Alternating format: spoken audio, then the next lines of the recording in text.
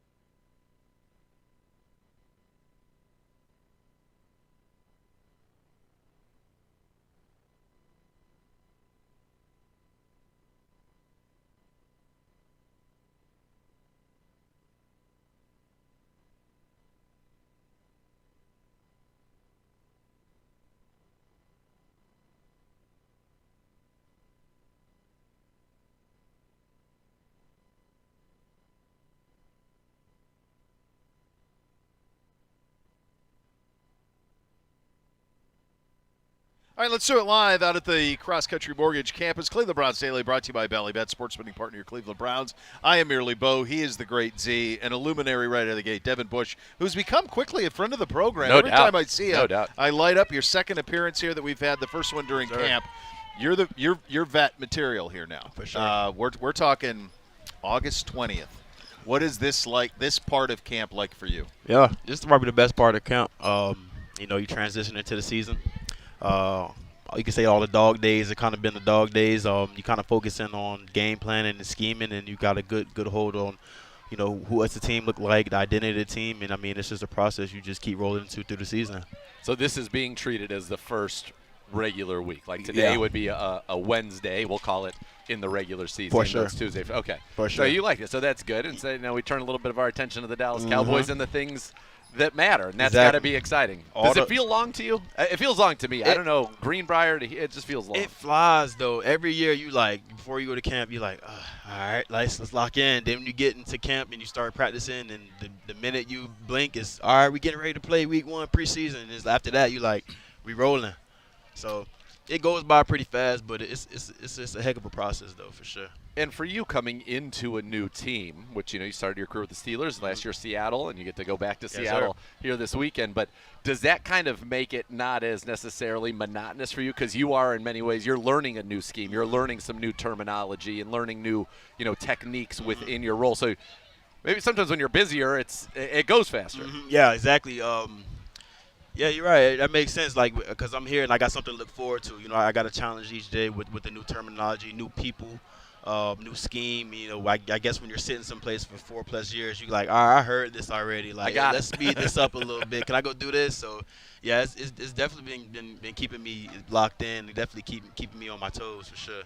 Dev, it feels like this system fits you like a glove.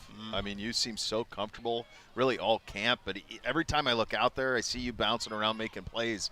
It seems like it fits you like a glove, man. What is it that you like so much, and is that an accurate portrayal? Yeah, man, the one thing I really loved when I first got here, day 1 OTAs, was they gave us a huge install. This is us right here, and I'm looking, it's 25 plays deep, and I'm like, thank God I came early, But then on the back end, they're like, everything that we're putting in right now, everything that we're installing right now is never gonna change, and that's one thing I can say, it never changed. So you're able to lock in and hone in on the different calls, and you start understanding what your coach likes to call, and then you get to watch game film from the previous year, and you see the same exact calls, same exact adjustments and terminology. So you start picking up on it a lot faster than, you got one call one day, this call one day, the next call, then all this bouncing around. It was super consistent on the calls and what we were trying to get done during camp. And this defense encourages you to go find the ball and to play fast and to run and get it. You're not having to kind of read what's going on in front of you. Nobody's catching and reading. Everybody's just going, and it seems like that suits you very well. Yeah, definitely. I mean, the best thing for a football player, especially when you got speed and quickness, is the less you think, the faster you play. It's almost like a predetermination. And some of the coaching points in the room is go faster. And if you hear that as a player, it's like, all right, go faster. And you can't be wrong going fast as a fast player. So, it helps. It works out. And, then after that, you just, small things, critique. Okay, you see this, you see that. This is how you should play it. This is the next step, So it's just a continuous trial and error with this defense, because there's so many different things that you get to do and so many different ways you get to play different styles of offense. What did you learn last week with the time against Minnesota about this defense? Man, we really rowdy. We in your we in your face for real. Like I remember I first got here. Schwartz was like, we're attack defense in your face, and that was on full display. That whole joint practice, and that was the time we get Miles on the grass. You get some of the older guys, Shelby on the grass. You get Q on the grass, Mohurst, and you get to play behind these guys. That's job is to go wreck something. And you get to really get a real great feel on, okay, this is what it feels like. All right, this is what Mo likes to do. Okay, this is what Miles likes to do. And then it just keeps growing and growing and growing. So, man, we in your face. So be careful. Be careful out there. We have a very big T-shirt industry in this town. Yeah. We really rowdy. We really rowdy. On a T-shirt, rowdy really bunch rowdy. Defense. Yeah. I like that rowdy. There's something there, buddy. Nah, seriously. They don't call the dog pound for no reason. Huh? Yeah, I like that. Absolutely. I like that. Are you sometimes when you said you get to see what Miles does? Sometimes you're like, Yeah. I'm in the and whole, you've seen TJ Watt. exactly. You've seen some great That's players. What that was my next thing. I've been across the way, and I came across the way, and I get to see two defensive players of the year, and I'm like, yo, those are two completely different players, but they so special in their own little ways, and it's crazy just to see the difference in just the play style and how they prepare, get off and counter moves. So it's like you learn a lot just as a player. Like, damn, like I didn't know you could do that move in that type of situation. He also bends in ways that defy logic for his It's size. hard to compare those two people because I remember, as a rookie and, as I was going, Myles Garrett, TJ Watt, TJ Watt. And I never really got the chance to really be around Myles like that. But just to see the comparison, there is no comparison because they're two different players. Yeah, both produce at just an absolutely at elite level. at the end of the day, they're going to have plus 10 sacks.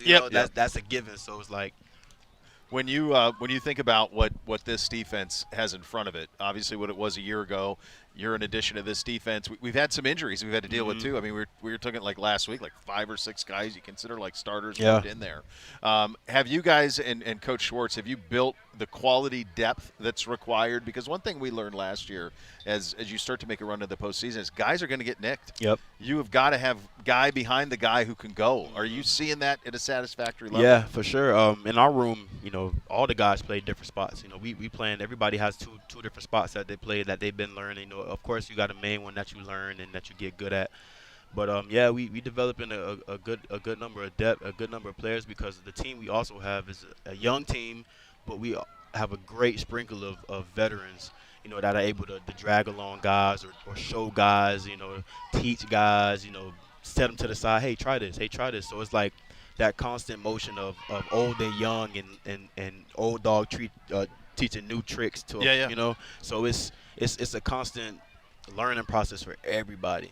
You know what I'm saying? So I think we have great depth. I think we have great players, and we have a great scheme that's going to allow the players that we have to do what they've been doing their whole life and their whole career.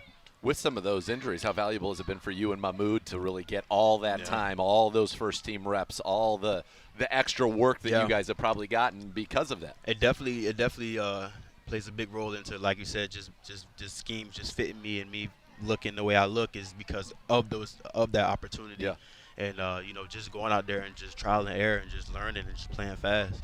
How many times did Coach Tarver show you stand-up A.J. Dillon, 250-pounder in the hole in that linebacker room? Because he loved that play. Yeah, he for loved sure. that play. We definitely had a nice little time in the room on that play, but I had a nice little time watching it myself. I didn't watch that play over like 30 times. I'm like, that's A.J. Dillon. I'm like, that's a big boy. Yeah, that's a big one there. Hey, so we're headed to Seattle. You spent some time there. Yep.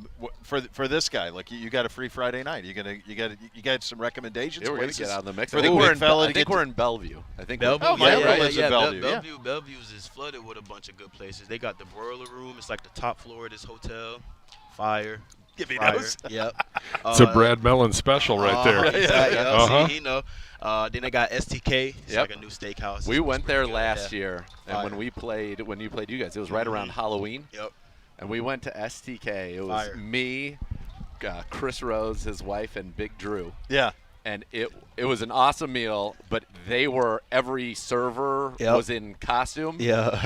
Oh, okay, like dressed for Halloween. Not for children. It was not a night to have the youth of America in that restaurant. All hot red like the devil. Oh, yeah. All of a sudden we were looking, and I'm like, I just saw Drew be like, and I'm like, oh, man, what's going on in here? Yeah, sure, we'll get a steak. That's sure, great. why not? Yeah. Devin, it's great to see you, buddy. Hopefully this becomes regular because love talking to you, love your spirit, love what you've brought to the team. We thank you for your time today. Thank you for Stay having healthy. me. Keep producing, brother. Good to see you. Will do. Appreciate you having me. That is great. He is quickly becoming a great friend of the program, linebacker Devin Bush, who has been awesome throughout camp. Give you an idea of where we are right now in terms of today's practices. This is the second to last day of training camp here at the Cross Country Mortgage Campus. Practice today at 2 and then Wednesday at 1:30. So that'll be what you have to look forward to today. And I think one of the reasons it's been a little bit longer this year is because we were at the Greenbrier, so we didn't have as many days in front of the fans. Normally by this week it's kind of shut down and you're totally into the business of getting ready for the season. But I think we've got these 2 extra days here today and tomorrow, but it'll be great to get in front of the fans. You guys get some juice from that, right? Yeah, for sure. Yeah. For sure. Warming up with no fans is super quiet. It's probably our 3rd day practicing, and we're tired of hitting each other and seeing each other. So, get a new crowd noise out there, some new faces and stuff. So it's good for us. All right, there you go. Devin, thanks again Yep. so Thank you. much. Thank you. We'll play a little higher or lower coming up next. Some press conference for you to get set to as well. We're off and running on a Tuesday. Cleveland Browns Daily, 850 ESPN Cleveland.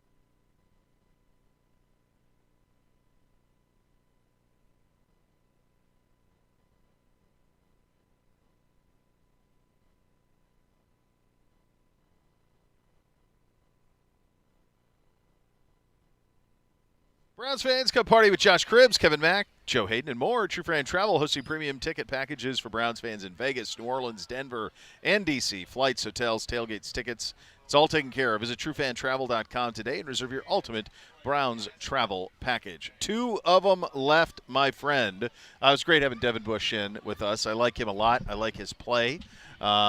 Like his spirit, like everything about the kid. And what's not to like? A lot to like there. But what he said, hey, this is more like game week. It kind of hits. It is, and that's why I say it is, typically at this point of the training camp that you are not having fans here. And so you'll have 2 days of fans here. But, yeah, you're going to be shifting some of what you're going to be doing in anticipation of the schemes you expect to see from the Dallas Cowboys. And so these are important practices. You got basically 2 weeks now to really get ready, and you've been doing little things here or there sprinkled throughout that are focused on the Cowboys. But you got 2 weeks to go, and as we know, you got 2 weeks to go and try to maybe even find out who may or may not be playing left tackle for you in that football game. So there's a lot of work to do. I think it's good. Seattle, you wish you were getting kind of a similar defensive front or a similar look to Dallas, and you're not, as we know. But that's all right. You're going to see that in our practice is probably a little bit more like Dallas than what you'll see. But, yeah, this is now they're trying to get on what will be the regular schedule for the season, today being Tuesday for a Saturday game. So today is like a Wednesday in season. Then tomorrow will be like a Thursday in season. Thursday will be like the Fast Friday, and then we will get on the plane and head out to Seattle. So, yeah, you're getting into it now a little bit more. I know they had a walkthrough yesterday, walkthrough today, and now we'll have practice coming up at around 2 o'clock. But, yeah, you're starting to get now game ready. I think you've got – and we went through it, and, you're pretty sure who 50 of your 53 are. Yeah. There are a couple little things that'll be based upon, how – I like that guy's vibe. Tremendous. The head vibe. A lot of good. Yeah. I mean, just the strut, all of it. Right? Am I wrong? No. Tell me I'm not wrong. No, you're not wrong. Just And gorgeous, very flowing. nice. Very nice guy. Very full of energy. I said he has a 100% approval rating by me. Yeah. I like all of it. Yeah. Everything that's happening there. He gave a sweet speech in our last organizational meeting that was He might be it fit the nickname worthy. I've not met him, but I like everything about it. Yeah. He was with the Cavs before he came here. Correct. I remember and he was seeing him highly at Cavs successful. games. Yeah. I like that guy. It's like this guy. a He kind fantastic of is addition. like in charge of like the vibe, like customer experience vibe. He's a He really feels- good guy. Yeah. I'm pro. I liked everything about it. He I could liked be in a everything Wes about it. Anderson movie and would be just an absolute hit. He could be in a Tarantino movie. He'd be a hit. Yeah. A lot of operations Like there that work. I could see him with Zissou. No, he'd definitely be with Zissou, Team Zissou, loping around. Yeah. Yeah, I like a lot about that. Same. You know what Devin said before you were en route, and Devin was down here a little early, and he was talking about, like, from their standpoint, from his standpoint as a veteran, like, this is on to the Cowboys. That's where they are. Like, that's where he's at. Like, Yes. The regular season, let's go. Now, the crazy thing is we're going to finish this up in Seattle on Saturday night late, middle of the morning here, middle of the night here. And then you're going to get back, and then you're down for 2 weeks. You're practicing, but yes, you don't have You don't have a game for 2 weeks. Correct. Like, you're going to go 2 weeks without games. You're going to have. Think about this too from a just a player standpoint. The Bengals play Thursday night football. Yep. So they're cut loose at home. They're cut loose Thursday night at midnight. They're getting an extra 3 days to prepare preparation. for the regular season. By the way, and rest, preparation and rest, reset, all those things. Dumb about this is I don't know if you remember, but it was in those many years ago when there were 4 preseason games. The last preseason game, everybody played Thursday night. Yes, that's right. In the old days, and it should be the same. Everybody should be playing this preseason game on the same day, whether it's Saturday, that doesn't, or Thursday, whatever. But everybody should be playing that preseason game on the exact same day. I couldn't agree with you anymore. I think it's pretty wild that you're getting a 2 or 3 day. I mean, from the Bengals to be done at midnight in their own beds, sleeping at 1 o'clock Thursday night in Cincinnati, to our team getting back at 6 o'clock in the morning. If that. Yeah, if that. Actually, probably more like 7 or 8 o'clock in the morning on Sunday. Yeah. That's a pretty big swing, brother. No, it's absurd. And now we don't even have it as bad as the Patriots and the Commanders play at 8 p.m. on Sunday. Wow. That's got to be a network dress rehearsal game like the 49er game this past Sunday. They don't even know. Fox, I bet that's like an AFC dress rehearsal or an ESPN dress rehearsal. Because each network has one game. Look at how they don't even know how to make sense of the fact that we're playing at 10 p.m. They list it before the 1 p.m. games, even though it goes chronologically on the scoreboard. Everyone's like, are you sure? Yeah. So the Niners and Raiders, it turns out, also play at 10 p.m., but that's 2 West Coast teams, so it's 7 o'clock local for them, but they play on Friday. Friday versus Saturday, too, by the way. We're the only team in this predicament. So this is my theory on why this is taking place, or maybe some of the thinking. This is an NFL Network game nationally. Yeah. Okay. I am wondering if they are test driving the 4th window. Is there an audience for 10 o'clock kicks in the preseason. I think there will be in the NFL. There will be the audience because they've never done this before. This will be You've watched never taken in Cleveland. an East Coast team. Yes. And played them on the West Coast at 10 o'clock in the final preseason game. Because it's an outrageous no one's done thing that. to It's do. a stupid thing to do. So why would you do it? How did it come about? Well, my theory is they're trying NFL Network saying, hey, if we have NFL preseason game, one starting at 7, one starting at 10, now maybe there's 2 windows that we can sell, put one of them on NFL Plus. Maybe there's a bigger audience for this than we think. Because here's the deal. You're right. People in Cleveland will watch. You're bouncing around. If you're me, and there's still a lot of people like me, not as many as there used to be, that are in a cable world, and NFL football pops up 10 o'clock on Saturday, I'll see. What's this about? What do we got here? There's going to be some of that. There's going to be some of it. I'm telling you, I think it's a 4th window test drive for the NFL Network. That's fine. It just didn't need to be with us. No, I understand. It should have been Seattle and in order Denver. to have the conversation, we have a West Coast game. Yes. No, but I think that would have done it, though, because that doesn't test it. Because it's 7 o'clock for them. They had to take a bigger market team from the East, one that has a huge fan base, and put them West to say, hey, does this work? Is there anything to this? So who would watch NFL preseason football? Who's guaranteed to watch? Browns fans. Let's take the Browns. They can take the Browns, Steelers, Bills, Packers. Those are the teams that could have gone out there and played. Here's the thing that bothers me. Okay? That you would have accomplished those things. Colts, Bengals, short travel. Bears, Chiefs, short travel. Jags, Falcons, short travel. Dolphins, Bucks, short travel. Niners, Raiders, not as short as it used to be, but that is short travel. Panthers, Bills, short. Vikings, Eagles, that's longer. Rams, Texans. Rams going to Houston, longer. Ravens, Packers, not bad. Steelers, Lions, nothing. Chargers, Cowboys, longer but not bad. Giants, Jets. That's what this game is supposed to be. Giants, Jets. That's what I'm telling Ravens, you why this Commanders. has happened.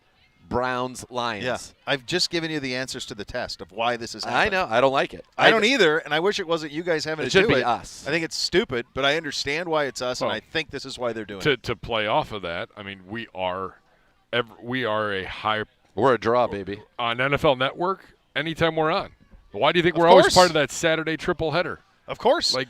And who's crazy enough to be locked into a preseason football game starting at 10 o'clock? Browns fans? Yep. Yes. They're locked in. That's right. So they're going to get a number. And they're not chasing that much. I don't know if you saw the ratings from over the weekend. The Fox dress rehearsal game, that was 49ers and Saints? Yeah. So that was the leading audience view of the weekend. I saw on Sports TV ratings today. It was like 4.5 million was the number on that. So from all of the stuff that I did on the Big Ten Network and the Big Ten and like what constitutes a ratings win, in order for there to be like advertising buy-in, the real minimum threshold is between 3.5 million. Yep. That's really the number you have to be at. If you're in there, then you're a draw. So when people say like, boy, it'd be nice if – well, here's the best example. The reason Ohio State isn't playing USC, Washington, UCLA in year one is because Ohio State can play Iowa and draw 7 or 8 million. Right. Okay? They can play Illinois and draw 4.5. Okay? So they don't have – you don't need to pair them with a big guy to make a nice TV show.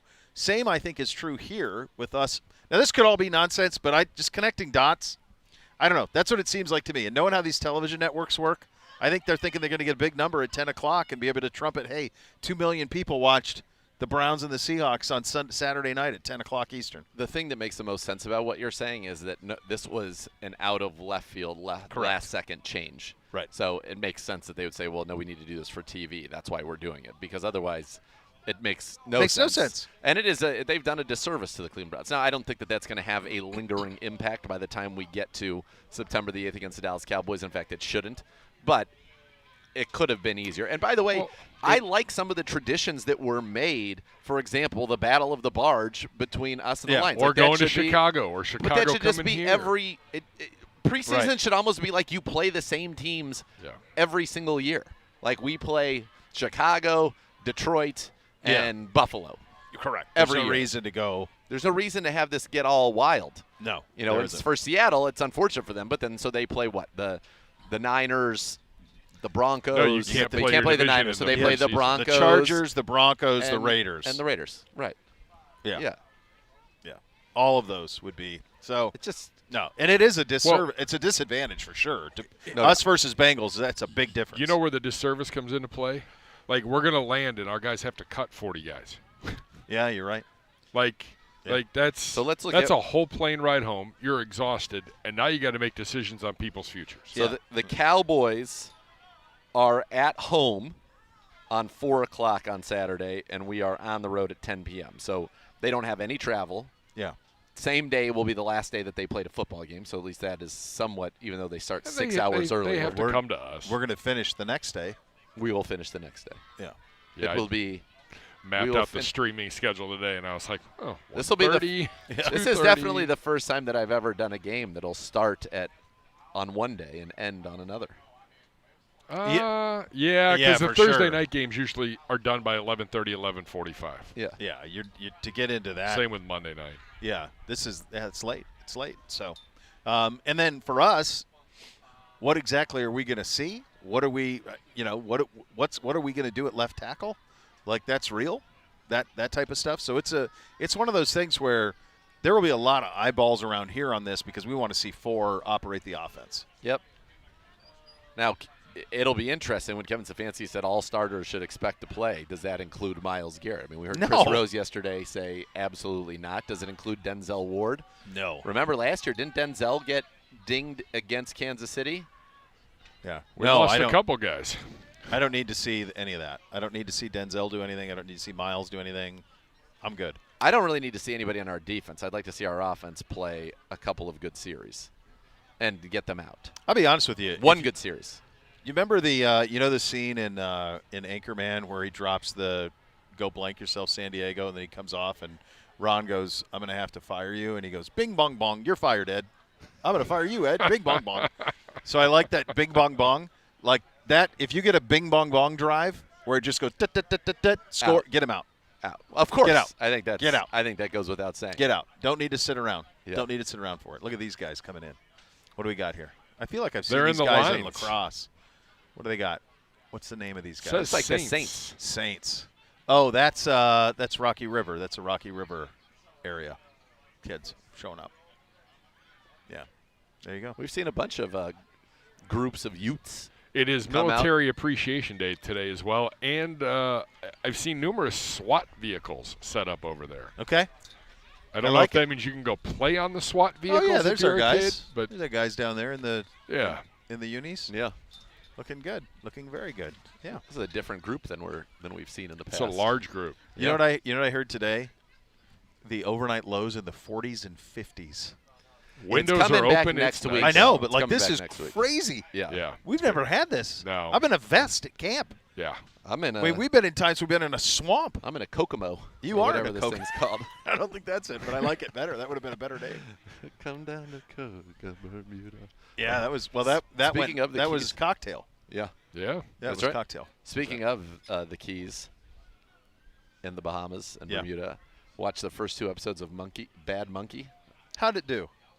I enjoy it. Well, I love Vaughn. I mean, you love Vaughn's Vaughn. my guy. And he's got some great banner. It's good. It's set in the Keys? Set in the Keys and simultaneously in the Bahamas with an old crusty fisherman as the narrator. Do they get the sense that you're going to have is this a multiple season thing, or is it one and we're I think see how it it definitely goes? could be a multiple season thing. If because Vaughn is interested in because that. if Vaughn's because he's a detective. So when you're a detective, cases always come. there's always right. There's Yeah.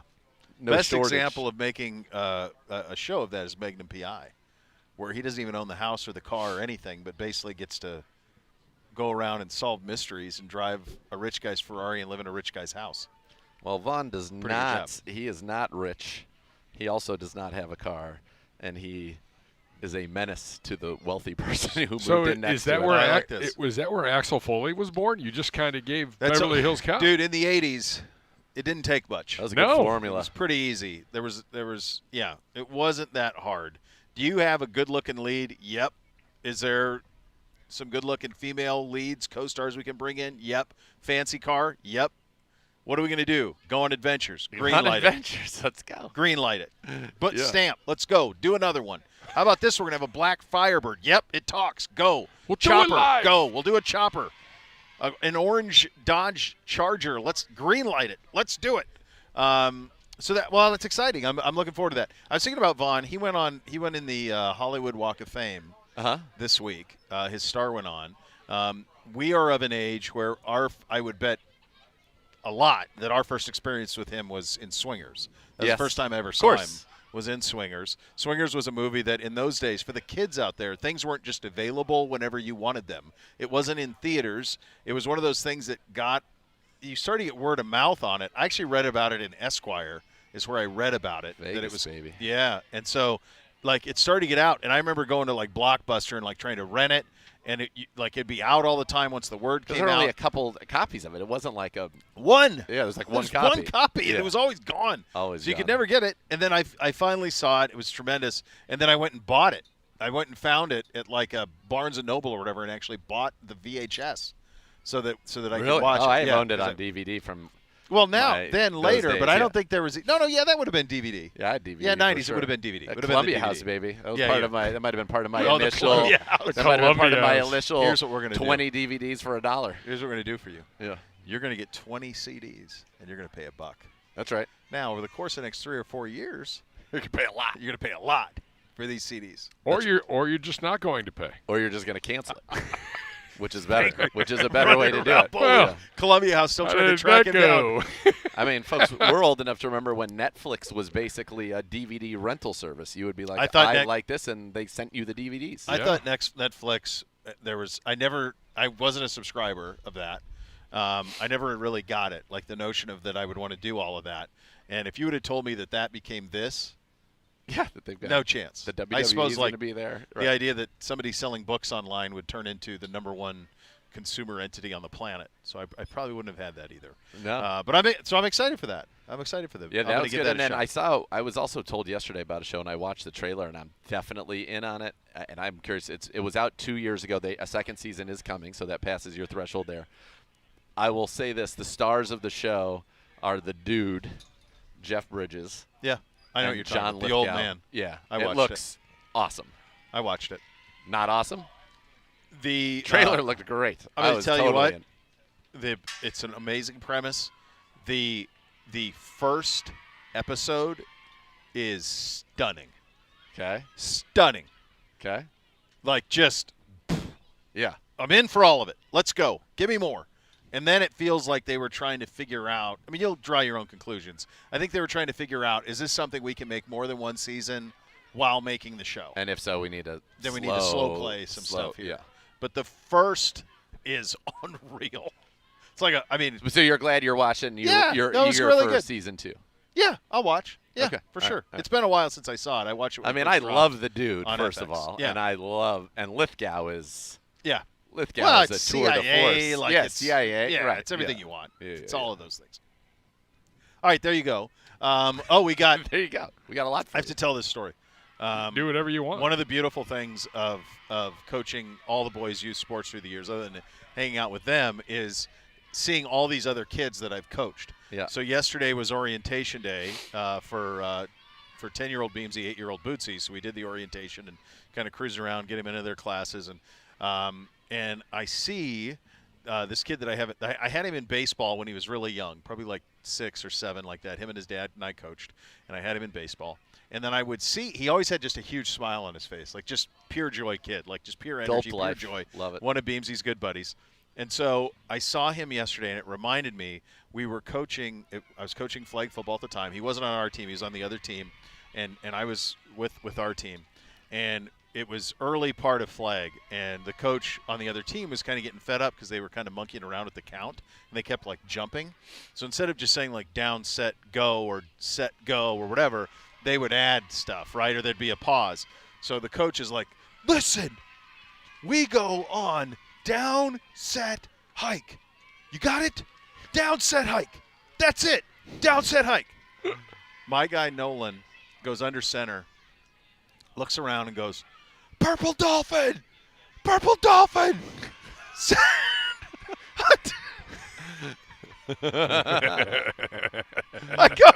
I saw him yesterday, and I just hugged him. I'm like, dude, I don't even know if he remembered doing it. His parents and I had a laugh about it, but it was one of those things. It was this little kid was they just got done saying, "Well, you need downset hike," and he goes, "Purple dolphin," which meant nothing. Meant absolutely nothing. Look at B. Rossi. He's ready, living his best life. Got a nice Nice little spring in the step. Yeah, so Purple Dolphin was Purple yesterday. Dolphin. That was pretty good. That is good. All right, we'll hit a little higher low. You're going to hear from Coach as well as we're inching closer to the start to the second to last day of training camp out here at the Cross Country Mortgage Campus. You listen to Cleveland Browns Daily on 850 ESPN Cleveland.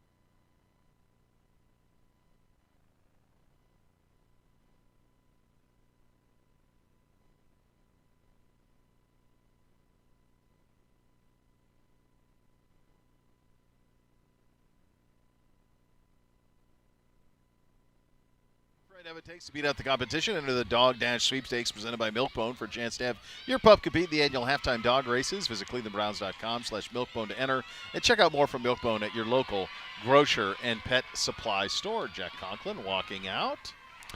We will hear from Coach a little bit later on just the in left a T-shirt. tackle. T-shirt and shorts, and out here doing it. But yeah, good to see him. Good to see him. It is good to see him. All right, time for a little higher or lower, and for that, hello, Gibby. Gentlemen, hi. It's Tuesday. It's a Tuesday. That's all it is. So nice it's Tuesday. all it is. Yep, At least Tuesday. the weather's nice. Game 1 for NBC tonight. Wadsworth Grizzlies coming to town. Really? Yep. Game 1. This one. Are there a lot of Grizzly Bears in Wadsworth? Are there a lot of Browns in Cleveland? Probably more Browns than there are Grizzlies. Well, definitely. The last name Brown. Last name Brown, yeah. Quite a bit of, yeah. No, I don't think so. I think you could hope for a black bear every once in a while, maybe. I did see a nice black bear while I was in West Virginia. Yeah. Yeah, you like those guys. Yeah. They're pretty harmless. No big deal there. I don't need any. I almost ran into a skunk. We had the world's biggest skunk around the one night. It was the In length West of this Virginia case or here? in West Virginia. Oh, yeah, because they're eating other rodents. It was enormous. I mean, think of the food supply down there, man. guys. Think about just all of the food just Yeah, it eating was off not of people's, ideal. all those cottages you guys are in. People sucking down drinks and all sorts of things, snacks. Next thing you know, a little skunk gets to suck down some leftovers. I saw a raccoon there, too, that was the Formidable. size of a German Shepherd. Yeah, that's about right. Those are Buddy Garrity had. We had that situation earlier in the spring with those that was a little bit dicey. So the last game NBC had was just a scrimmage that he had the pick? Yeah. So Okay. that was a scrimmage game last All right. Thursday or Friday. Tonight it starts this, for real. This is for real. We're now we kept score on that one, but this one goes in the win-loss. This goes in the column, record and- books. and away we go. So So seemed it's like he was ready to preseason. go. Yep. And now regular season. Yep. Now And they haven't started school, so you're not wearing the jersey to school school yet. starts tomorrow. Oh. So yeah, there was a cackle coming out of me when I said, "Last time to sleep in, boys. Enjoy it. Hope you enjoy it, fellas." They get to wear the jersey, don't they? They'll wear What the are you jer- saying? Well, But there's no school There's no today. school, so they won't Oh, wear he doesn't it get to wear it tomorrow. to school. You have to wear it game day. Sure. Game Yeah, days. so their games are on Tuesdays. So Yeah. they'll wear game days will be Tuesdays. There's going to be a time limit on video game playing again. It's already locked out. Like he got the Snacks. news of it. Started. My mom. Sad. Aim goes to him today. She goes, "Well, get it in because it's going away tomorrow." So they're locked out. So I Tough. think it's like they could play Thursday night, but Sunday or Monday through Wednesday they're out. So Bootsy's locked on up. today. He'll be on today. He'll be I'll his try last to. I'll day. see if Well, I can he's get got one in big with him. practice for him tonight. He's got a lot going on. I don't know. Have they officially started? First game Saturday for him. How many laps have you made them run? Because you're coaching Lots. him still. Yeah. Every time they walk back to the huddle, they run. Is he still putting in extra work, or was that a It was short-lived one experiment? day. One day. One day extra work. Next day, really got out there, put in a real nice grind, had a little glisten of sweat. Then that was it. That's it. That was it. We're done. So no extra work. So I could see Bootsy being like, "Listen, Dad, We both we know. both know I'm not going to the NFL, so like I don't think he does. Oh, that yet. no. I wasn't going down that road. that's the road I'm going down." I think we know who has the talent on this team. Well, he And- may think that. I don't know. I think reality is different. We'll see. We'll see what happens. So yeah, that's a good group. They debut on Saturday. I think Gibby, you should go walk down this aisle. I think you'd get a real nice reaction. If you walk out of that door, those kids in the Saints uniforms are going to cheer you, Yes, Yes. irregardless. irregardless. Good. It's awesome. That's an unbelievable moment for them. It is. And It's a very good. Awesome memory. These kids are crushing it. By the way, practice pretty full. Stands are full. I don't recall seeing over on that side. Yeah. Like there's a lot of people here today, considering it's back to school week. All adults, it looks like over there, right? It does look like, yeah. That's Not a lot of kids bouncing dump around. the kids and We gotta let's make go. sure we need to make sure there's no Dallas Cowboys spies over Can't there. have that. Can't No. have that. No. Over-unders, the projected record and the over-under totals from Las Vegas. Okay. CBS Sports' Will Brinson predicts every NFL team's record based on the over-unders. Okay? We'll start in the AFC North division. Yep. It's the one we play in. Yeah. The Ravens projected in Vegas, 10.5. Under. Big number. Under. Higher or lower? For the under or Brinson's projected? Well, I'll go higher or lower on the over-under. I'm saying I think they're going to go under. Under 10.5, and he has him at 12-5. 12-5 is the record he has. They have so much cachet that, and justifiably Well earned. so, but I don't think people – they lost a lot on defense. They lost their leading sack getter as an edge rusher. They lost Patrick Queen on the second level. They lost Geno Stone, who led the league with 7 picks a year ago, on the third level. They lost their defensive coordinator, who's now a head coach, their D-line coach, who's now a defensive coordinator, and their secondary coach, who's now a defensive coordinator in the league. Like, that feels significant to me. And their corners are older and more banged up than these. It just, I don't know, it all feels significant to me. So I'm with you. I also think that the North, like you could put all of these over-unders at 9.5. And I think that'd be an appropriate number. And I think it would be about right. I mean, they are more bullish on the Ravens and Bengals than us, which by significant margin, which is a little surprising to me. But I'm with you. To me, Ravens, they just feel like 10-7. I don't see any scenario how they're worse than that, but I do think that the losses are real, and I think just this division's a real one. They won the division a year ago, too, so they're playing a first-place schedule. Yeah, they're not sneaking up on anybody. Here's the other thing. They're acting They've like lost a ton of things. Derrick Henry is going to change the game significantly for them. Gus Edwards last year ran for 810 yards and 13 touchdowns. He's averaged 4.9 yards per carry for his career as a Raven. Like, yes, is Derrick Henry better? Of course he is. But it's not like we're talking about it's the same thing I said with Bijan. What's he going to do? Average 7 yards a carry? Right. You know, last year, by the way, he has led the NFL in carries in 4 of the last 5 seasons. At some point, he's going to have a cliff. Career low 4.2 yards a carry last year. Yep. Like, it's he'll bounce back because with Lamar versus Levis and everything they did last year, and they have more weapons. But I'm with you. I think the defensive stuff is very real. I think they're 10-7 to me. I think under the 10.5. So 10.5 for the Ravens and the Bengals, 8.5 for the Squealers and us, and Will Brinson has the gall to project us to go 7-10. Put it on the bulletin board. I mean, come on. It's what I look. Come on, Brinson. This is a hey. Yeah. Hey, come on. This team is going to have to deliver when it matters. And what's amazing to me is other than all the awards we won at the end of last year, there is absolutely no cachet being given to what this football team accomplished with the reigning number 1 defense and 5 quarterbacks who played, 4 when games mattered, 4 quarterbacks last year. There's been no credence to that whatsoever. And people are ignoring, and I'll call it 4-1. It's not 5-1 because the Indianapolis game, yes, he started it, but the Deshaun Watson went 4-1 as a starter. This defense is number 1. We've improved our skill position group. We didn't even have Nick Chubb last year. You'll have Nick Chubb for, I would assume, a portion of this season.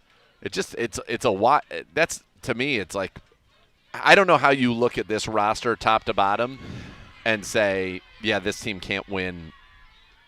It should be 9.5. This team can't win 10 games. You alluded to it a little bit, but here's the reality. The way that we view Watson's limited time here, mostly positively, you mentioned the 4-1 record, those type of things. The rest of the world views him as a detriment. We've been dealing with this all offseason. He's being ranked 25th among quarterbacks. Like, we saw this stuff. Like, so the way that Deshaun Watson ought to have a chip on his shoulder the side of the state of Texas. Yes. Because there isn't – the only thing that people come back to when they're critical of this team is his play. Is him. And it's if there was Flacco, even stuff like that. Like, they were better off with that in that situation with Joe. And so they are – when you look at this roster and they go, a negative is the quarterback play. That's a negative. And that's how this ends up. 7-10 for him, 8-5 is the over-under. Nobody believes in 4 outside of people in this building and the people who are here. But we're still top 12 in most power rankings in the league. This has us right, but that's a little different too. A power ranking versus where you're going to end up in the standings because it doesn't take into account division you play in. Like, we still may be 12th in the power rankings and be 3rd in the division. The division's that good. Oh yeah. So there's likely 3 teams will make the playoffs from this division, I would say, when it's all said and done. I see no scenario how we're 7-10. I would go certainly over the 8-5. I'm with you. I think 10-7. I wouldn't be surprised if everybody in this division was between 10-7 and 9-8. I wouldn't. I just think they're going to cannibalize each other. The Pittsburgh's Steelers got the most issues, I would assume, but then they win every year. So I don't know. I assume at some point it falls off for them, but it doesn't. Bengals. I like the Bengals more than the Ravens. at the top of the division. I think they've actually – I mean, Geno Stone coming in on the back end. It's the best offensive line Burrow's ever played behind, which isn't saying much, but it's true. They got to get the Higgins thing or the Jamar Chase thing sorted out, but I think they'll be a little more consistent at running back, and then it just comes down to if Burrow's healthy. If he's healthy, he's great. He's just got to stay healthy, which is probably where it's at. But in terms of their roster, I actually like their offseason more than I like the Ravens offseason. They've had some injuries already. They have. What's kind of the – Ronnie Hickman's still not practicing for the Browns. It looks like Alex Wright also not practicing I was going to say I didn't see a helmet with Mr. Wright. What are they saying about – so they've remade their safety room, right? We know that. What are they saying about Daxton Hill's transition? Tony Brown not practicing today. About Dax Hill's transition to being a slot corner after his struggles at safety.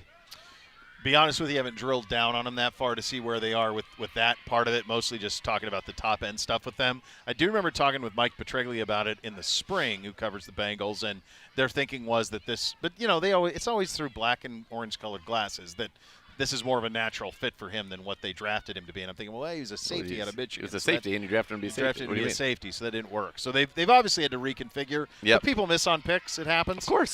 So they reconfigured and got in Geno Stone to kind of get in there, brought Von Bell back, yeah, so that like gives them the stability that they're wanting there. But I think they don't have Tyler. Boyd's not there anymore. They don't really have a third receiver. They need the Burton kid to go. He's the kid out of Alabama. They need him to go. They think he will. They think eventually will replace.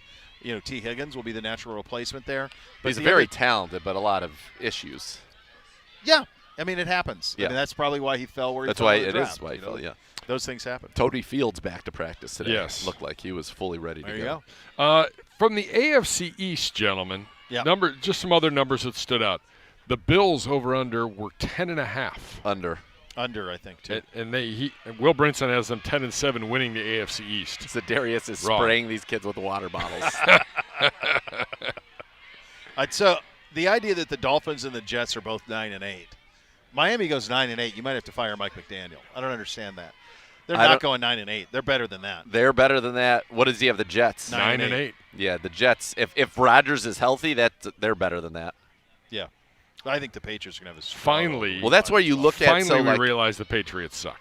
Yeah, they're bad. Someone does. They're so really you bad. look at the AFC, right? And so you got 3 wild card teams. Yeah. It feels to me. Recent birthday, Dom, yesterday. Oh. Yeah, Dom's birthday. No calf problem with that kid. No. He's always in a good shape on the. Yeah, well, he's on his toes. Yeah. You have potentially, I think, 3 from our division, so that's 2 wild cards. You have potentially, if we're being honest about it, 3 from the AFC East. Yep. And then I think the West is probably a one-team, maybe Chargers. Maybe Chargers. Harbaugh. But one loss. We play them, so we get to control a little bit of our destiny against them. These guys could go like 13-4 pretty easy. Kansas City. Yes. Like if they want to. Yeah. If they want to go, they could really go. And the South feels like a one team, although I think the South is a better top-to-bottom division than people realize. I think it's much improved. I mean, it basically got a shot of adrenaline with that Houston draft that elicited them Anderson and Stroud. Yep. So that's a big part of it. The Colts, it's a lot on Richardson. I mean, if he's what they think he can be, correct, it's a lot on him. Jacksonville's the one that's interesting. Like Jacksonville 9-8, and like we give them the benefit of the doubt of the first year where Urban just messed everything up. Yeah. But really, they've been stable since, and it's almost like Houston jumped in their spot. Well, yes. And if they don't, they just disappeared in the final 5-6 weeks. Right. They like the kid they drafted out of LSU, Brian Thomas. Oh yeah. He's supposedly been quite good. Quite good. Yeah. I mean, the good news is they recognize they have a horrible offensive line, and I'm shocked that they did not address that. A horrible offensive line. By the way, I saw a stat in the preseason. Our line, it's us and the Jags in both categories, I think. In terms of pressure allowed, like pressure rate allowed, we're last. And in terms of yards that running backs go before they take contact, I think we're 31st. Preseason. We haven't played our line though. All right, let's just do this one real quick. Do you guys realize this? They predict there's only 4 teams with a predicted worse record than us, according to this guy in the AFC. 4 teams. Pittsburgh has got worse. Patriots worse. Raiders worse. Titans worse. He has us with the same record as the Denver Broncos. Yes. Same record. 7-10. The Broncos over under is 5.5. 7-10. I'm not. If that happens, I'm not doing the show Monday. Not doing Which it. Monday? No Chief today. The Monday after 7 and 10. I don't need to see Chief. He's good. He's good. Got some work in. We got to be like the Falcons. Like we're shutting them down. We've seen enough. Shut him down. We've seen We've enough of our Michael Penix. of our We don't need to see- 2026 Do you starting think quarterback. he's going to start this year? No. I was Are we reading sure? some stuff about Cousins and like that he's like not all the way back. He's taken every first-team rep. I know, but it's not. The zip isn't there. The location isn't there. I know he's taken all the reps, but like he hasn't been what they thought he hasn't looked that clean. Just reading about it this morning. Really? Yeah. I thought people were pleased with it. He was loving Pitts. He loves Pitts. Loves Pitts. Throws him all the time, but like in terms of the intermediate and deeper stuff, it hasn't been there yet. So I don't know. I don't understand any other reason why you would shut down a first-round. So pick he's going to quarterback. start, and they're going to like wait until Cousins is ready. Or maybe, who knows? That Maybe they think need If both of them. I that don't know. organization is, they do some very unique things. They do. Is the way that I would phrase that. Yeah, they do. I mean, We'll get to the NFC later this week. All right. Felt All like right. that would be a good conversation for later. I like Chiefs over 11.5. I like Dolphins over 9.5. Us over 8.5. We'll have to do this when we get closer. yeah. Do the over under fun. All right, second hour of the program up next. You'll hear from Coach Stefanski from the podium. We'll also start to paint the pictures as training camp practice. Second to the last one is going to be taking place right in front of us. You're listening to Cleveland Browns Daily on 850 ESPN Cleveland.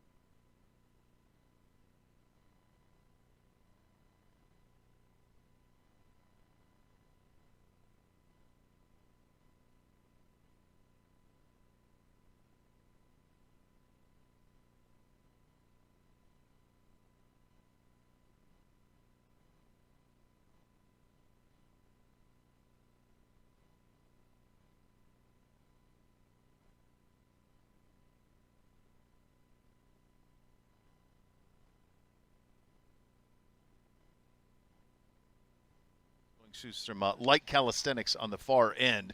Attention for all you homeowners out there. You're looking for a stimulus package to upgrade your home's exterior? Look no further than my great friends at Renew Home Exteriors. Whether you need new siding, roofing, or stonework, the team at Renew Home Exteriors is going to have you covered. And here's the best part. For the month of August, you get a 10% rebate on your project and enjoy 0% interest for 5 whole years. So say goodbye to high interest payments when you choose Renew. Renew will even let you see how your home will look before the upgrade is done with that incredible 3D model rendering that you're going to get. So upgrade today and save big. Visit RenewEstimate.com to book a free estimate today on that. And now let's go to Coach Kevin Stefanski from the podium. About an hour ago, presented by Vivid Seats. Purchase your official fan experience package today for the ultimate game day. The guys are doing a nice.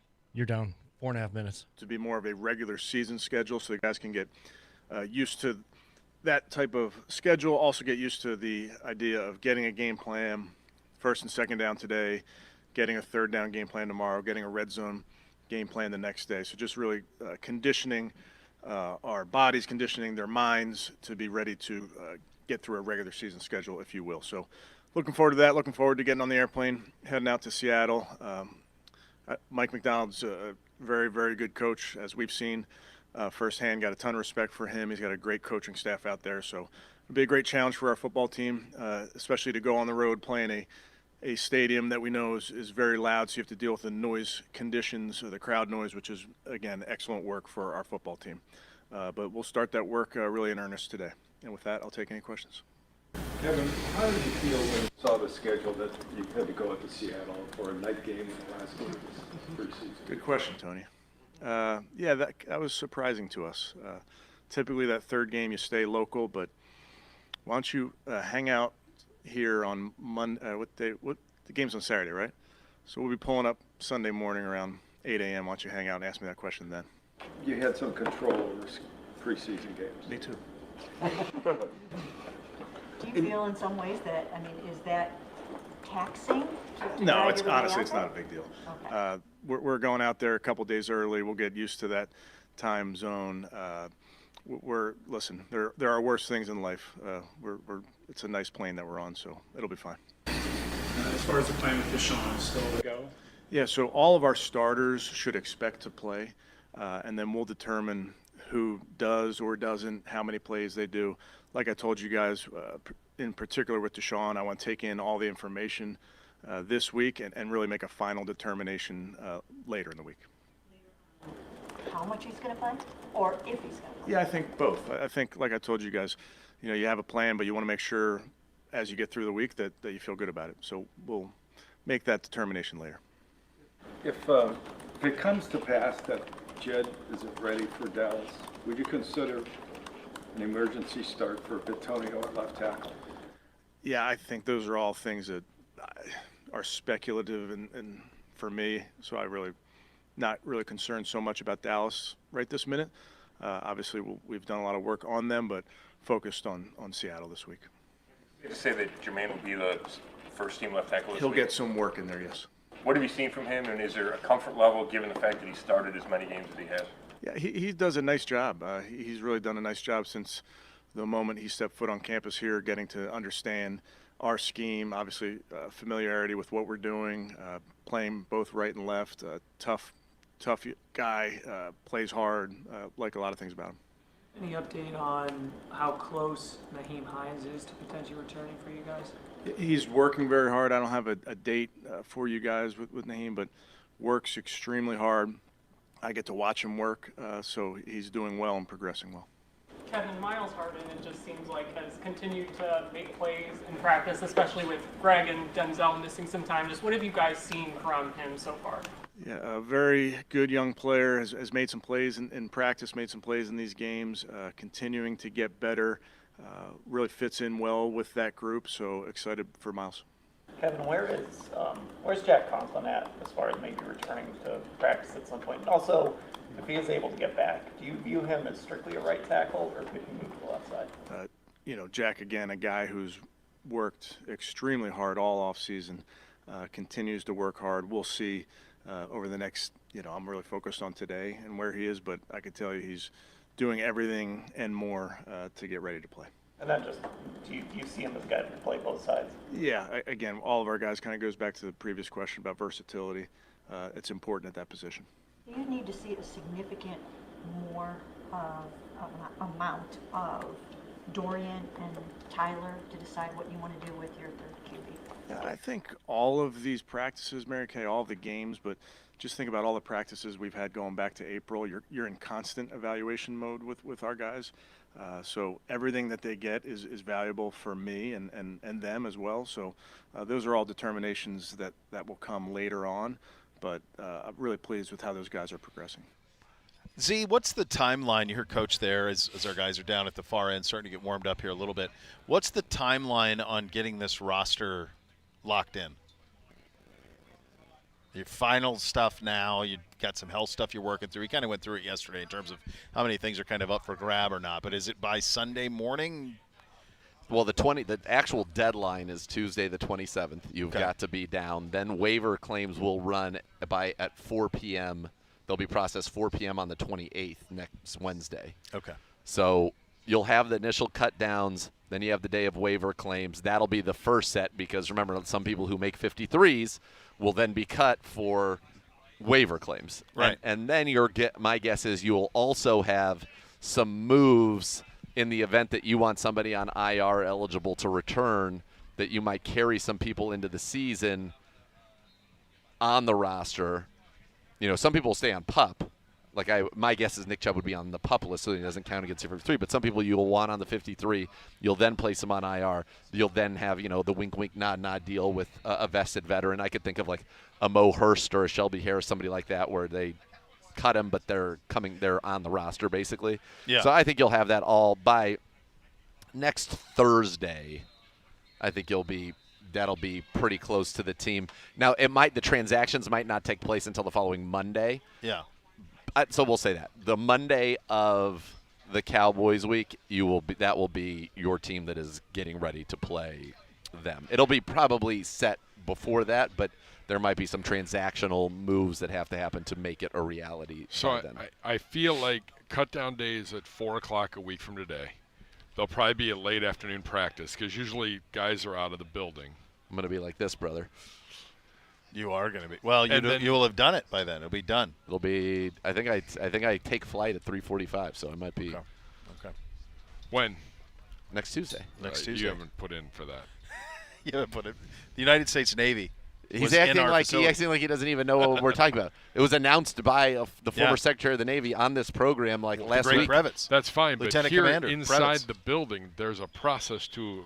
He does not adhere to processes, Gibby. There's a process to filling out what? And it involves me submitting something to you? A PTO request. To you? And I believe to your boss, who then tells me, hey, by the way, Nathan's not going to be here on this day. I told you. No, but I'm not your boss. The secretary. Well, then what are you complaining about? Brett Rossi isn't coming over here and saying you're not going to be on the show then at that I think point. I could be. I'm going to ask him. I'm going to be at the place from 11 a.m. We're definitely going to have to do a phoner. We got to do a phoner. Well, got to do it. And by the way, we're going to be co-hosting the show. Yeah, I think I can. I'm going to try to bring my Conrex. I don't think so. I think you're going to be. I'm going to be at Burke Lake from 11 until the time I fly, which is 3:45. That feels like a long time. I feel like I'm going to be going through some things. But you're going to go through some processes. They also, the reason they're doing this is for the promotion of it. So I would imagine they'd want me to they'd like it. be talking about it. I think it's pretty. I don't remember that at all. Like you just said, from 11, I felt like I drove up my car, got out of it. Got in a jumpsuit and went off. It was like a Peach experience for you. It really was. I don't remember any of this, and I don't know if I've just blocked it out. Nope, that's it. I did that. I did that with the Golden Knights. I literally pulled up. Come on. And we got to ride in the big plane. Yeah. And they jumped out, and I was like, I'm right on the edge. You guys enjoy yourselves. It's crazy. I don't need to do this. But I literally got out and walked in. on. Same with same with the rocket truck. Here's your suit. Put it on.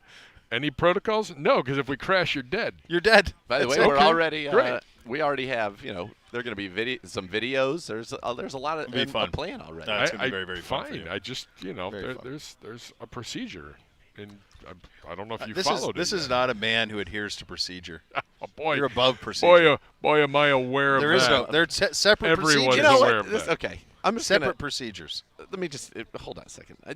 Besmirching me for Why no don't you reason text is outrageous. Your golfing buddy Here and just get okayed for everything. This is earlier. Are you able to do this and this for me? Blah blah blah. Let me know. I said, yeah, man. Whatever you need. I say back to him, whatever you need. And then he's like, thank you. I And said then on thank a you. public And persona, then the first No, chance. no, smacking me down. I just said I'm not aware of a request for you to take the day off next Tuesday. It's a big day. It's cut down day. I'm not Cut-down taking day. the day off. You'll be there. I think I bet you are. Nah, I don't. I sense a presence. No. And I'm not. Even when I'm not being, here, I'm working. I'm just I'm a workaholic. You're the front-facing. Oh my You're the God. front-facing What are you face drinking of in the that bottle? organization. Water, and every time BS. when I'm not here, I'm watching tape. I'm talking Grinding. to people. I'm grinding. I'm trying to get better. I'm honing grinding. my craft. Easy, Seafood Tower. Grinding. They're grinding. Okay. By the way, you know who's one of the beneficiaries of some of the things that I get to do? This guy right here. Mr. Gibbe. Looking a gift horse right in the mouth. Right in the mouth. Wait, You don't do that. That's a Montana phrase. What? Don't look a gift horse in the mouth. It's a Montana phrase. Yes. Oh, Lordy. Yeah, here you go. You got a little. Well, we're working on the new kickoff. Well, the Hey, wind, here's something. The wind for you- is playing a factor. Yeah, it today. is. Here's something for you to think about. Do you think that the new kickoff rule will make for more scoring in this league, and that perhaps certain people have not yet adjusted to the realities of more points being scored by this kickoff rule? Yes, I don't know who those people would be. The people who do the segment we just did. Perhaps.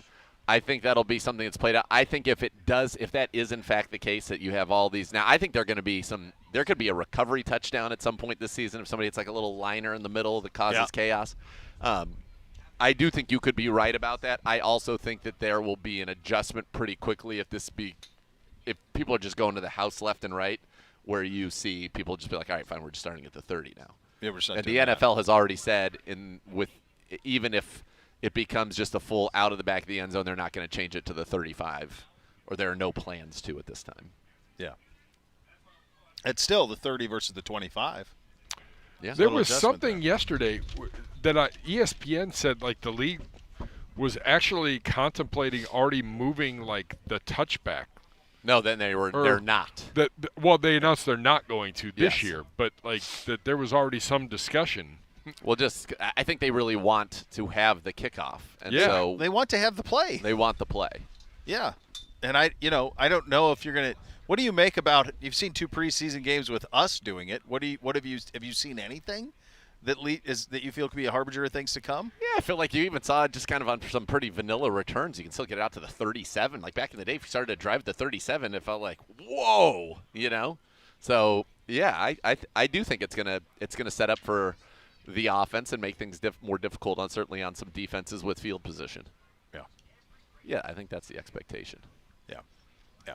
I think you're going to get a little bit of that. I also saw yesterday we were making the comments about how Madden hasn't changed, how it still sucks from a passing standpoint. And then one of our loyal listeners said that they are bringing the college passing system to Madden. Oh my God, that'd be awesome. Which would be great. When? Because apparently it's happening soon. So that would be huge. I don't know why they didn't just load Like it they're with just that. going to patch it up in the middle of the season? Yeah. Or maybe it's an option you can play with, the college Okay. passing system. I would love that. Yeah, then you go 24 to 36 instead of 20 of 30 with 5 interceptions and 6 touchdowns, which is what happens now. Yeah. When you throw 50 touchdowns, you have 48 picks. It's crazy. Let the ball hit the ground, kids, a little bit. Nobody gets hurt. I'd like to think you're at if you're throwing 50 picks, you're at 150 touchdowns. In Madden? Oh, baby. I'm not at 150 touchdowns. Spread it out and let's go. It's a lot of picks. A lot of picks. Jordan baby. knows what I do on offense. He's seen me be diabolical. What's the operation?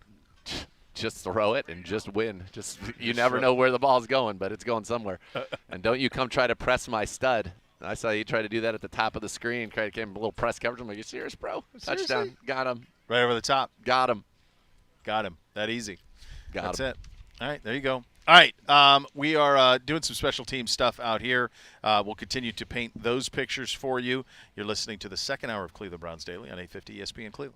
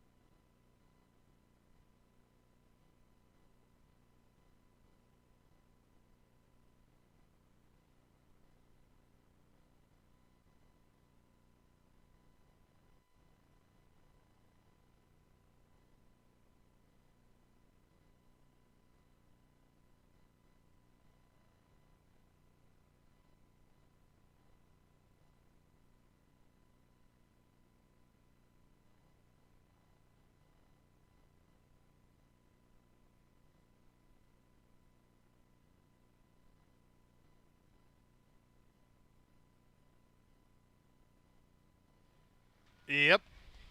And for a team of injured lawyers dedicated to every client every day, call 1-800-ELK-OHIO. Elk & Elk is a proud partner of your Cleveland Browns. Our guys getting warmed up out here, individual groups, kind of working through a little bit of brief warm-up here. They do about the same thing every day. I see the same quarterback effort down here, and then the receivers here in front of us to get loose before we get into some one-on-ones would be my guess, Dr. Z. Yeah, I mean, you could see some one-on-ones, or we'll be getting to some 7-on-7. We've already seen some special teams. What I'm looking at here right now with the receiving group is I do not see Amari Cooper. And he is not. I've seen that from several that he is out. In fact, I have a list for you, buddy. Didn't Coach say that he was going to practice today? No, I think he said they're doing better. Okay. I saw him come out, and it looked like he was actually in the jersey, but I didn't see him with the helmet. But I don't have eyes on him right now. Not practicing today. Coop, Chief, Hewlett, Hickman, Tony Brown, Dunn, Wright, Watson, Hudson. Wright who? Nathaniel Wright. Oh, Nathaniel Watson. Nathaniel Wright. Yep. Nathaniel Watson. Sorry, yeah. Buki Nathaniel Watson. Nathaniel Watson. And Hudson. So Fields is back. You've got all your running back room is healthy, obviously, outside of Nick Chubb. Your linebacker room is getting healthier now that you've got Fields back. What about Hicks? Was he on that list that you read? He was not. He was not. Now, that could have been an early list, too. Like, you don't know if it's a complete. Okay, I'm just looking for the linebackers. Those are the safeties. So still no DeAnthony Bell, still no Hickman, and it's getting late early. Yeah, it is. Still. I'm looking for the linebackers, but I don't really see obviously no Denzel. No Denzel? No, he's not over there. There's MJ. Yeah, he's not in the mix. I think Denzel is going to be just fine. Yeah. Yeah. Look, you're getting ready to it. It's one of those, I'd like to at least have, 2 weeks of everybody out there playing, everybody that's going to be out there getting in together. Now, what we're not privy to are the walkthroughs and things that are happening there. And I think that those probably are higher attended or have a higher participation than perhaps these practices do at this juncture. And next week, the media and us included, I mean, we won't be out here for the entire day. Right. Next week, sure. They'll practice Tuesday, Wednesday. I think Thursday they'll practice as well, maybe in the morning. And then, remember, it's basically a mandated NFL weekend off. Unless you're playing early. It's like Friday, Saturday, Sunday, you're off. It's so funny. I was talking to one of my buddies who's in the front office at Ohio State, and they were saying, I'm like, so what's the sideline pass situation look like for Akron? And he's like, dude, are you kidding me? And I'm like, no, I'm curious. Like, is anybody going? Anybody using them? He's like, we're sold out. Everybody's coming home because the whole league is off. Oh. He's like, we're going to have 110 Buckeye players on the sidelines for the Akron game because all of them are going home. It's the one weekend where they can all get home. Yeah. So it's like homecoming. It's become basically a homecoming week in the NFL or in college football, that opener. So I have eyes on the linebackers now. I do not see Jordan Hicks out there. I see JOK, Tony Fields, Bush, Diabate, Honeycutt, Reed, and Caleb Johnson. But I do not see Hicks at this time. There you go. In terms of who we can, nothing official, but just with our own eyes, who we can visually see participating. Who we can see and who is not here. As we go around the league, presented by Leaf Filter, the official gutter guard of your Cleveland Browns. There are 3 NFL teams who have not declared a starting quarterback for Week 1: the Broncos, the Steelers, and the Patriots. What's holding up the Steelers? So let me give you. Last night we watched this game. I was at a bar. Okay. It was Bills Squealers. Okay. 9-3 the final score. Yeah, and Bills. Both Fields and Russ did not look great. Fields 11 of 17 for 92. Russ 8 of 10 for 47, was sacked 3 times. And I saw Orlovsky with a really good breakdown of 8 of 10 for 47. Did you see Orlovsky's breakdown of Russ? I did not. So Mike Tomlin was talking about that, how do you run the operation? And one of the things that Orlovsky said that Russ has become, because you see 8 of 11 and you go, well, that's really accurate. So basically he went over a simple play where they've got a receiver on the left side running kind of like a flat out. Okay. They've got a receiver. They got a tight end over the middle running a hook. and they got a receiver on the other side. And he called it a play you see all the time. And he said, look, on this against this coverage, Curl Russ flat. knows the Yep. coverage, and this is a throw to the curl every time, and it's a gain of 8. Yep. The curl is open every time. He clears the linebackers, and he sits in, creates a pocket, sits down in front of the zone, and catches it. Russ, before that developed, he threw the flat, Already. and they gained 3. Yep. He goes, this is a complete pass. That's the wrong throw. Yep. And so what he was saying is that this is what's happened with Russ, that over the last few years he's become this guy. Remember, let Russ cook, deep bombs, all that stuff. To Lockett and Metcalf. Now, in order to minimize mistake, he is making the easy pass way too often. And so it's not dangerous. It's all short. It's underneath. And so that's where the frustration. He holds the ball. He holds the ball. That's where the frustration is coming from with Russ. So, like, the idea that he hasn't been named the starter, though, especially how rough it's been for Fields from It's the been last brutal. 10 days, off to a good start, and then it fell off a cliff. It's pretty stunning to me. It leads me to believe that maybe they're tantalized by Fields' physical gifts, and they're hoping that he makes some strides. I don't know. But I will say this. I think it means they don't feel like they have a starting core. I don't know about their receiving core. Their receiving core is not great. Pickens. And what? And Freiermuth. All the more reason. That's it. All they the more traded reason. Deontay Johnson. It's Yeah. like Calvin Austin. Dez Fitzpatrick, Connor Hayward, Van Jefferson. Connor Hayward. All the more reason why Fields would give them something Russ doesn't, in that he is a dynamic runner. Yes. Like Fields could run for 800 yards this year starting 17. If he started 15 games, For he could run for sure. 1,000 But if they're yards. playing that, if that's their That's gimmick. offense, they're going to be bad. Yeah, that's a gimmicky way to go about it. This would be my thing if I'm them. If I don't have a quarterback, then I would just roll the dice with Fields the whole way and see if something comes of it, because there is no reason to play Russell Wilson. If Russell hasn't separated, he's not the quarterback of the future. It's diminishing return. Maybe you unlock something with Fields along the way. I would see no reason of playing Wilson at all. If it's not abundantly clear that he's absolutely the guy, then I would roll with Fields and hope for the best. Yeah, you can always bring Wilson in. I'm with you. I agree. I think it's like Jalen Warren had 1 carry.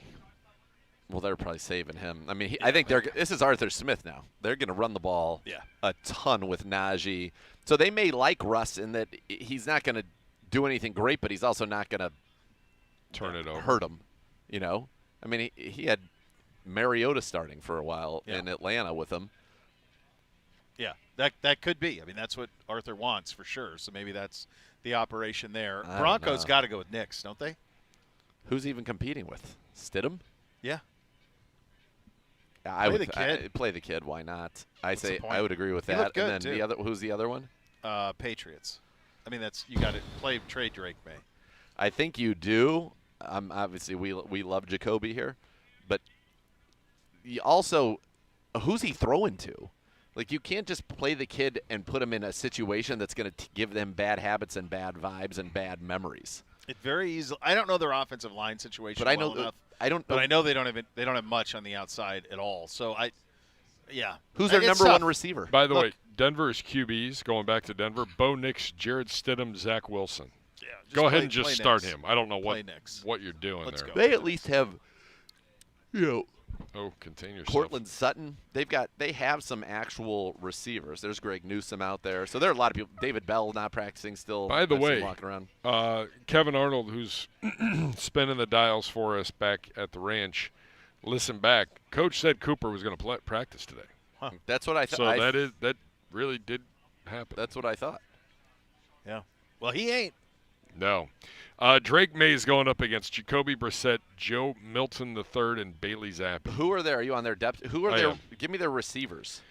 Javon Baker, Kawan Baker, Kendrick Bourne, Keyshawn Boutte. Keyshawn Boutte out of LSU. Sure. Demario Douglas, Jalen Hurd, Jacquay Jackson, KJ Osborne, Jalen Polk, Jalen Polk was Reagor, drafted this year. Tyquan Thornton, and David Walls. I mean, that could borderline mushroom into a Bryce situation. What? Bryce Love or Bryce Young. That's what I'm saying. That's why I don't think you can. You got to be careful with that. You could have Jacoby go out there and suffer the slings and arrows, and then bring May on later in the season. Yeah, which is I think that's what you might have to do. Yeah, bad habits, man, can go quick. They can go quick. You guys saw that, the sound with Tua. Yes, we did. I mean, when you see that, go ahead. It's a strange approach, man. You have to. I think one thing that's very important, and you talk to a lot of the coaches here who I have a great deal of respect for, is that you have to figure out how to. You can't coach every player the same way, and you need to understand how to reach particular players. And I don't see what was productive in any way about what Flores was doing. So just for those who don't know, Tua was on Dan Le Batard's show yesterday or the day before, and he asked him, what's the biggest difference between Mike McDaniel and Brian Flores? And Tua gave this incredibly eloquent answer where he talks about, well, just imagine if you were told, you suck, you don't deserve this, you haven't worked for this, you haven't earned this, over and over and over again, how would that affect your psyche? Versus, you're made for this. This is designed for you. This is everything we've ever wanted. This offense is perfect. And he goes, that's the difference in the two. Well, did you see that somebody compared it to, you watched The Bear, season 3? I didn't watch season 3. Okay, well, season 3 is very good. But Joel McHale, I think there are flashbacks either in the previous seasons, but anyway, was an executive chef at one of the restaurants that Carmi was coming up through, and basically was Brian Flores, like, you suck. You're terrible, horrible. Yeah, just nonstop. Was there ever a payoff of the other side of it, or was it always just you suck? No, always you suck. Okay. And then they have like he's made it, and they have like a confrontation at the end that goes, it's unreal. It's very well. Do you want to hear that audio? Yeah. We've got the audio. Yeah, if you like it. Yeah. Kevin? 1 second, it closed out for some reason. No worries. But I do have it from, they played it actually today, and there's a Brian Flores response as well, if you guys want that. I'd love to hear that, too. Yeah. Oh. Let's hear it all in real time. I mean, people have a lot of respect for Brian Flores, but that sounds very much like a defensive coach's mentality. Where did Brian Flores come from? Patriots. Bill? Correct. Yeah, so with Bill. Right. What is a hallmark of Bill Belichick's coaching style? Definitely tough on your toughest guys, but I think he was tougher on Brady in public in front of the team than he was necessarily in private. This sounds to me more like in private, both. not for right, show but for Flores anybody. wouldn't have been privy to those conversations. Right. That Belichick had with Brady. I think it's interesting. I think the thing to remember about this is this. The magic of New England, it's Brady. Like, he took it. He took it. He was willing to take it. He took less money so their team could be better. Yes. He took the criticism publicly in front of the whole team. I've talked to a bunch of guys who have played for the Patriots. You have too. They all say, you cannot believe, like, he can talk to Brady that way? Right. Ask Gerard. Yeah. So you talk to Brady that way? You got to be kidding me. So definitely talk to me that way. Right. So you have to have somebody like Tom who's willing to take it. Okay, now have the Tom conversation. Where'd Tom come from? Tom wasn't the ballyhooed quarterback at Michigan. No. Wasn't him at all. It was Drew Henson. Henson. Yeah. Drew Henson was the ballyhooed quarterback at Michigan. Tom's a 6th-round pick. My buddy stole Drew Henson's girlfriend. Tom, it's an incredible pull out of your buddy to yank showed up at our Drew party. Henson. My buddy swooped in and took her. That's an incredible drop-in. Dynamite drop-in. But then Brady goes to the Patriots. What is he? He's a 6th-round pick. Is he supposed to mean anything to Drew Brees? No. So what's Brady? He's used to being browbeaten. Yep. Okay? To your point, you can't talk to everybody the same. Right. Okay? Like, this isn't that hard. Totally. No. This is not that hard. I have one more thought on this, but you first, can hear it if you want. Let's listen to it. This is Tua on Le Batard's show. To put it in simplest terms, if you woke up every morning and I told you you suck at what you did, that you don't belong doing what you do, that you shouldn't be here, that this guy should be here, that you haven't earned this right, and then you have somebody else come in and tell you, dude, you are the best fit for this. Like, you are accurate, you are the best whatever, you are this, you are that. How would it make you feel listening to one or the other? And you hear it more and more, you start to actually believe that. I don't care who you are. You could be the president of the United States. You have a terrible person that's telling you things that you don't want to hear, or that you probably shouldn't be hearing. You're going to start to believe that about yourself. And so that's sort of like what ended up happening. So Brian Flores has a response to this as well? Yes, from the I Am Athlete podcast. Okay, so here's Flores' response. This is an interesting topic because it wasn't strained. We had a good relationship. It was a player-coach relationship. And I think in a relationship like that, the coach challenges the player, and oftentimes the player challenges the coach. I think there was a great deal of respect between the two of us. So you hear these crazy this narrative that's out there. But this is a young man who works, who developed and got better over 2 years. And, I think he's got a bright future. And I wish him all the best. Okay, it's not a narrative. Okay, and he did it's not, first-person account. That wasn't addressing in any way, I don't think, what was actually said. Right. It's not a narrative. It was his experience. My account of the experience I had. And it sounds like he didn't think you guys had a great relationship as a player and a coach there. So, yeah, I would agree that I found that an interesting descriptor of or answer or retort or rebuttal to what actually did happen. Yeah. Yeah. And to me, that he didn't deny anything. He also kind of basically said that, well, he got better. And so it worked. Who in the league currently do you think still has that approach? Like that hard-nosed football browbeat approach. Who in the league still does it that way?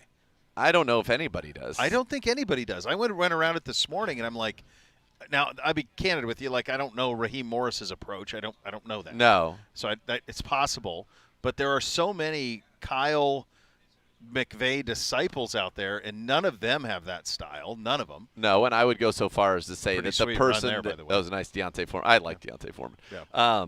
I'd go so far as to say that you would perceive, right, that the answer that would be Dan Campbell, but everything you've ever seen of Dan Campbell is the opposite. He is in your face tough, but like a lot of love, of loving the guys up. And no, I used the Dan Campbell example this morning the exact way you just did. That's people would say him because he's a football guy, but that's not exactly. That's definitely not his tone. No, isn't that at all? No. So there aren't many of them. The other thing I thought of is how silly some of these coaches are with rookie quarterbacks. And I thought of Hugh with Bake and how ridiculous that was, some of that. And we see this, like there are still this thing of like not knowing how to handle a rookie quarterback. And the younger generation handles them better. I think Zach Taylor's a great example of handling them better down in Cincinnati. Sure. But, I mean, even Kyle with Purdy, like there's a lot of them where it's pretty good. But where they, instead of saying, hey, you have to be this, we'll make this so it works for you. Yep. There's more and more of that now. So it is easier. But there was a while where, like, how many quarterbacks were ruined just by obtuse coaches? Oh, numerous. Too many to count, for sure. By the way, nice little pass rush there, little Zadarius Smith, as the Browns have had some nice runs. Good mix of the offense and defense. These are ones-on-ones right now, which you don't get to see a ton, which is fun to see right now, actually. No, I think you're right. But there's also the comments in this week. Brady just talked about how important it was for guys to be able to sit and learn and how valuable that is. So I think that I don't know if there's any right answer, and I think it's more of instead of there is one way to do it, I think it's much more about the individual, what their aptitude is, what the surrounding set of circumstances are. Do you have a good offensive line? Do you have some skill position talent that they can take advantage of? Do you are you running concepts, to your point, are you tailoring things to the player and what accentuates their strengths and limits their weaknesses? Or are you trying to say, this is how we do everything? Now, Kyle is probably a lot more, this is how we do it. And if you're good at understanding what he wants and executing it, you can be really, really successful. I mean, Jimmy Garoppolo with Kyle and Jimmy Garoppolo without Kyle is very different. Yeah. Oh, yeah, yeah. And I do think it's interesting that Brady said it's good to sit and wait while Manning said play him. Play. Because that's their two experiences. Yep. Those two had those two experiences. Of course. So, like, your experience gave you this result, and so in your mind, it's the best experience to have. And I think the circumstances are so different. You think about, Stroud down in Houston. CJ played 3 years in an NFL-type system at Ohio State. So how much of a difference is that to go to what he's playing in Houston? Not much. He's got smaller windows to throw to, but it's a lot of the same stuff that he was doing in college. Bryce Young And by the way, still had talented guys to throw to, but put in a position to succeed. Bryce Young goes into a different system, but also a completely different set of circumstances. Yes. And Bryce Young, quite frankly, should have been the one in a dome. Bryce Young should have been, those are things you needed to think about given his size. You should have, yeah. Yeah. It's wild. It is wild. And, it'll be interesting to see. I am very impressed by C.J. Stroud. I like the way he conducts himself. I like the things he says. I like pretty much everything about him. But he also, there will be, and he's had in college great expectations, but in college you can have great expectations and just know that until you get to the BCS championship game or Michigan, every other game your team is significantly more talented than who you're playing. C.J. Stroud's signature game at Ohio State is a loss to Georgia. Right. That was his best game. So when people have he is easily the most gifted player to play there at that position. Like, he's that guy, right, in terms of all of it. Yep. The headspace for it, see it, read it, throw it, all of it. Like, he had all of it. But also, like, down there, he's viewed in a certain way because he never beat Michigan. He never won the Big Ten, and his best game was one against Georgia in a loss. So he's missing that thing. Yeah. But, yeah, it's a totally inexact science with this thing, and it's really the circumstances that are around a young quarterback that certainly dictate it. Yeah, they play a massive, massive role, and for some quarterbacks, it's the ability to survive those initial circumstances so that you do not develop bad habits. And I think if you look at Justin Fields, there was no doubt that some bad habits were developed by him. Yeah. In that early period, we were talking about. Oh my God, his first game here was criminal. I mean, that was how do you come back from being sacked 9 times I don't know and if he having did. negative yards of offense? No, I remember talking. I was at that game, and I remember talking to you before the game, and you were like, "This is not going to go well." Well, I knew a lot of people on their staff, and they were forced into playing him. Their expectations were as negative could be. They're like, he's not ready for this. No. And they were forced to play him, and then, the rest is history on that. All right, we've got some backup guys going right now. Let's take a quick time out, and then we'll hopefully time this up to where we get some more one-on-one stuff with the ones going against the ones out here at training camp practice. You're listening to Cleveland Browns Daily on 850 ESPN Cleveland.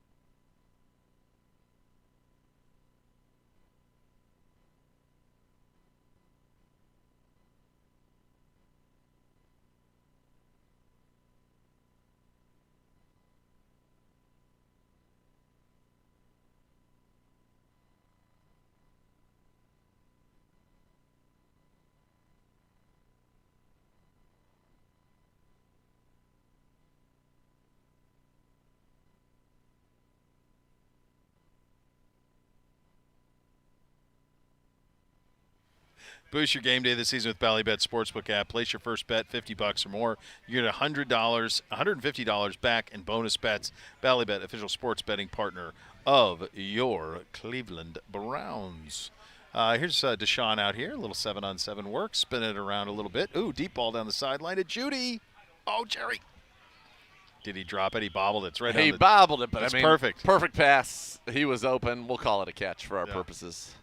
Well, it was on the screws, and it was on. Yes. It was a beaut. She's a beaut, Clark. It was Jerry a beaut. Jerry's been so sure-handed. He was pretty pissed off about it. Just bobbled out of his hands. He can get open too. I'll tell you what. Yeah, separation not an issue for him. Not an issue for not Jerry an Judy. Issue there. But some good work here with our ones. Another 7-on-7. Watson out of the shotgun. Looks left. Looks got right. him. And he's going to have to bail, but he's got there it is. Zaire Mitchell-Payton, Browns leading receiver in the second preseason game. He got dinged up at the end of the game. I'm glad to see him out here. Yeah. I thought he had Elijah here on the near side, on the.